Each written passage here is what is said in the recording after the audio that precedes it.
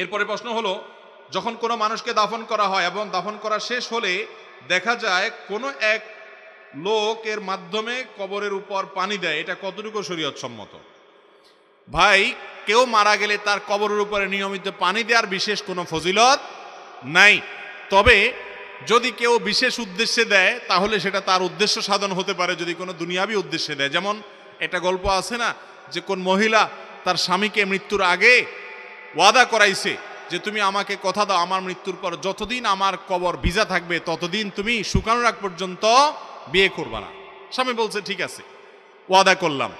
তো স্বামী মারা যাওয়ার পর, ওই বউ মারা যাওয়ার পরে স্বামী এবার দেখে যে কবর আর শুকায় না, 2-4 মাস হয়ে গেছে কিন্তু তারপরও কবর শুধু ভিজাই থাকে। চিন্তা করলো ব্যাপারটা কি। পরে একদিন দীর্ঘ সময় পর্যন্ত দূর থেকে মনিটর করছে যে কোত্থেকে কবর ভিজে। পরে দেখে যে ওই মহিলার ভাইয়ে এসে কবরের উপরে পানি ফেলা দিয়ে যায় প্রতিদিন একবার করে। তো ধরে জিজ্ঞেস করছে ব্যাপারটা কি বলো। বলে যে আপা আমাকে মরার আগে ওসিয়ত করে গেছে যে ভাই যতদিন আল্লাহ তোরে হায়াতে বাঁচায় রাখে প্রতিদিন আমার কবরের উপরে 1 বালতি করে পানি ঢালবি। তো এখন কবরের উপরে পানি ঢালার যে কথা বলছেন, এরকম কোনো উদ্দেশ্যের জন্য যদি কেউ পানি ঢালে তার উদ্দেশ্য হয়তো হাসিল হতে পারে, সেটা আরেক জিনিস। কিন্তু শরীয়তের কোনো নির্দেশ না এটা যে কবরের উপরে নিয়মিত পানি ঢালতে হবে। এটা আমাদের নিজেদের মন গড়া, যদি শরীয়তের নামে আমরা করি সেটা ভুল হবে।